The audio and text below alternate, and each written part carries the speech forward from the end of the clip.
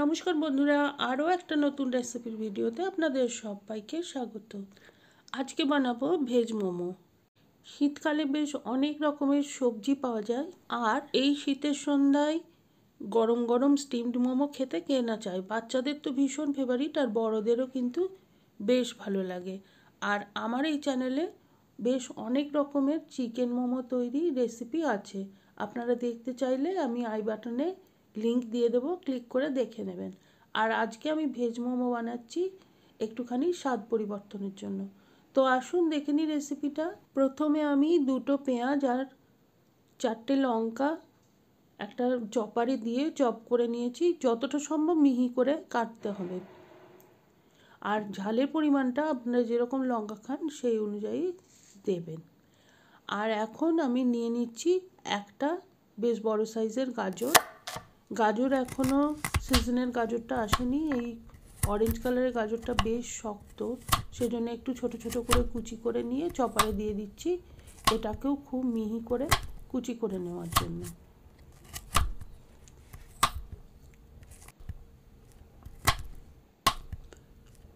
আর এখানে কিন্তু আপনারা চাইলে একটুখানি বিটও দিতে পারেন, আমার কাছে বিট ছিল না, সেজন্য আমি শুধুমাত্র গাজরই দিলাম। এটাকেও খুব মিহি করে কুচি করে নেব। আর যত রকমের সবজি আপনার কাছে আছে মোটামুটি সবই দিতে পারবেন। আমি এখানে দিয়ে দিয়েছি একটা সবুজ ক্যাপসিকাম, এটাকেও ছোট ছোট করে কুচি করে নিয়েছি। এছাড়া দিচ্ছি বেশ খানিকটা বিনের কুচি, আর দেব বেশ অনেকটা বাঁধাকপি। এই সমস্তগুলোই আমি খুব মিহি করে কুচি করে নিয়েছি। আপনারা চাইলে এখানে ছোট ছোট ফুলকপির ফুলও দিতে পারেন। এখন প্যানে দিয়ে দিচ্ছি 1 চা চামচ সাদা তেল, তাতে দিয়ে দিলাম 1 টেবিল চামচ মিহি করে কুচানো রসুন আর 1 চা চামচ আদা কুচি। একটুখানি সময় ধরে এটা ভালো করে ভেজে নেব যাতে রসুনের সুন্দর গন্ধ বেরিয়ে যায়। তারপরে দিয়ে দিচ্ছি যে পেঁয়াজটা কুচি করে রেখেছিলাম সেটা। একটুখানি ভেজে নিয়ে বাকি সমস্ত সবজি দিয়ে দেবো। এখানে বলে রাখি, সবজিটা কিন্তু খুব বেশি সেদ্ধ করার দরকার নেই। সবজিটা এখানে দিলাম তার কারণ হচ্ছে সবজির মধ্যে যে জলটা আছে বা লবণ দিলে আর একটু জল বেরিয়ে যাবে, সেই জলটা শুকিয়ে নেওয়াটাই উদ্দেশ্য। তো একটুখানি নাড়াচাড়া করে দিলাম যাতে জলটা খুব তাড়াতাড়ি শুকিয়ে যায়। আর এই রকম ধরনের ফ্ল্যাট প্যান নিলে খুব তাড়াতাড়ি কিন্তু জলটা শুকিয়ে যাবে। আন্দাজ মতো লবণ দিয়ে দিয়েছি যাতে সবজিটা তাড়াতাড়ি একটুখানি নরমও হয়ে যায়। তো দেখুন এখন বেশ খানিকটা একটু সবজিটা শুকনো শুকনো হয়ে এসছে। এখন দিয়ে দিলাম খানিকটা ধনেপাতা কুচি, 2 চা চামচ গোলমরিচ গুঁড়ো দিয়ে দিচ্ছি, আর দিয়ে দেবো 2 চা চামচ ডার্ক সয়া সস। আগে লবণটা যেটা দিয়েছি সেটা কিন্তু একটু বুঝে শুনেই দিতে হবে, কারণ সয়া সসে বেশ অনেক পরিমাণে লবণ থাকে। এখন সব কিছু নেড়ে চেড়ে মিশিয়ে নিলেই আমার পুর রেডি। এটাকে ঠান্ডা হতে দেবো, গ্যাসটা অফ করে দেবো। দেখুন বেশ শুকনো শুকনো হয়ে গেছে। এখন আমি গ্যাস অফ করে দিয়ে চলে এসেছি মোমোর শিটটা বানানোর জন্য। এর জন্য নিয়েছি 1 কাপ ময়দা, 1/4 কাপ মানে 1 কাপের 4 ভাগের 1 ভাগ কর্নফ্লাওয়ার, সামান্য একটু লবণ আর একটু সাদা তেল দিয়ে আগে ভালো করে মিশিয়ে নিচ্ছি, যেরকম নর্মাল লুচি পরোটার ডোতে মেশানো হয় সেরকমই। আর এখন এটাকে আমি গরম জল দিয়ে মেখে ফেলবো। ডোটা কিন্তু একটু টাইট টাইট হবে। দেখুন ডোটা মাখা হয়ে গেছে। এখন ওপরে সামান্য একটুখানি সাদা তেল দিয়ে এটাকে আমি 15-20 মিনিট রেস্ট করতে দেব। তো এটাও রেস্ট হতে থাকুক আর পুরটাও ঠান্ডা হতে থাকুক, ততক্ষণ আমি বানিয়ে ফেলবো মোমোর জন্য চাটনি। এই জন্য কড়াইতে একটু জল গরম করে নিয়েছি, 4টে শুকনো লঙ্কা, 4টে কাশ্মীরি লঙ্কা, আর দিয়ে দিচ্ছি 4টে টমেটো। টমেটোগুলো একটুখানি চিড়ে চিড়ে দেবো যাতে চট করে খোসাটা বেরিয়ে যায়। এখন আমি এটা ঢাকা দিয়ে 2 মিনিট এই গরমের মধ্যে রেখে দেবো। 2 মিনিট হয়ে গেছে আর এই টমেটোগুলোও কিন্তু নরম হয়ে গেছে। তো আমি এখন টমেটো আর লঙ্কাটা তুলে নেব।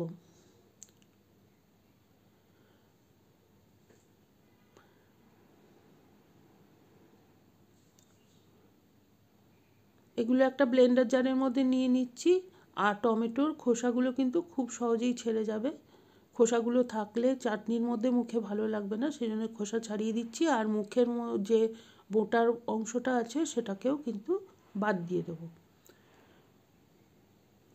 আর এছাড়াও আমি নিয়ে নিচ্ছি 4টে কাঁচা লঙ্কা। ঝাল আপনারা যেরকম খান সেই অনুযায়ী দেবেন। 5টা দিয়েছি রসুনের কোয়া, আর হাফ ইঞ্চি পরিমাণ আদার টুকরো, আর 2 টেবিল চামচ চিনেবাদাম। এটা আগেই আমি ড্রাই রোস্ট করে রেখেছিলাম। এই সমস্ত ভালো করে আমি ব্লেন্ড করে নেব। আর ঝালটা কিন্তু আপনি পরিমাণ মতো বুঝে দেবেন, তবে মোমোর চাটনি বেশ যথেষ্ট ঝাল ঝাল হয়, সেজন্যই একটুখানি লঙ্কা দিলাম। আর এবার আন্দাজ মতো লবণ আর বেশ খানিকটা ধনেপাতা দিয়ে দিয়েছি। এটাকে আমি আরও একবার ব্লেন্ড করে নেব।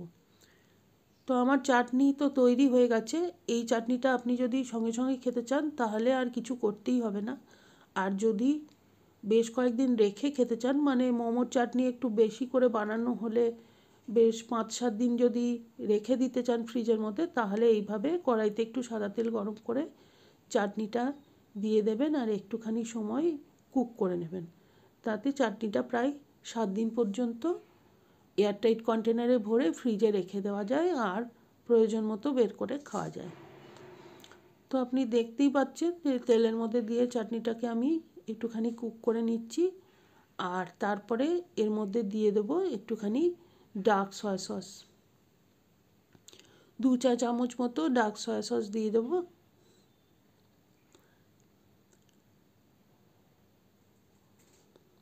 আর দেখুন চাটনিটা এখন ফুটতে আরম্ভ হয়েছে। এই সময় সব সময় নেড়ে যেতে হবে, নাহলে কড়াইতে লেগে যাবে আর ছিটকে গায়েও লাগতে পারে।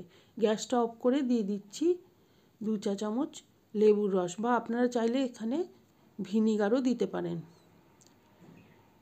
এখন ভালো করে মিশিয়ে নিয়ে এটা ঠান্ডা হলে এয়ারটাইট কন্টেনারে ভরে ফ্রিজে রেখে দেবো। মোমোর পুরটা ঠান্ডা হয়ে গেছে আর মোমোর ডোটাও রেডি হয়ে গেছে, সেজন্য এরকম ছোট ছোট লেচি কেটে আমি ছোট ছোট লুচির মতো বেলে নিচ্ছি।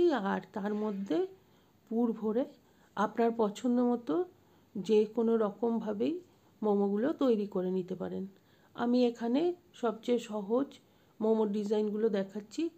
আপনারা অনেকেই দেখেছেন এই রকম ছোট ছোট পুটুলির মতো মোমো তৈরি হয়, সেইভাবে তৈরি করে নিচ্ছি। আমার চ্যানেলে বিভিন্ন রকমের মোমোর ডিজাইন দেওয়া আছে, আপনারা চাইলে দেখে নিতে পারেন আর যেমন করে খুশি মোমোগুলো তৈরি করে নিতে পারেন। আর স্টিমারে কিন্তু আমি জল গরম করতে দিয়ে দিয়েছি।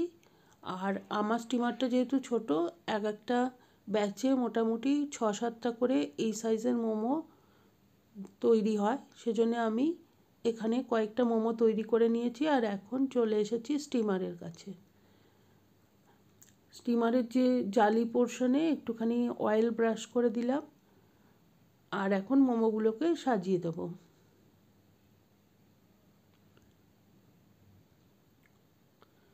ঢাকনা দিয়ে মোটামুটি 10 মিনিট স্টিম করে নিলেই হবে। আর 10 মিনিট বাদে ঢাকনা খুলে মোমোগুলোকে আমি বের করে নিচ্ছি।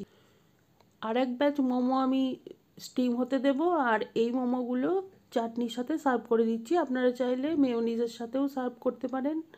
আর বাড়িতে অবশ্যই বানিয়ে দেখবেন, কমেন্ট করে জানাবেন কেমন লাগলো। আর রেসিপিটা ভালো লাগলে please like, share and subscribe my channel.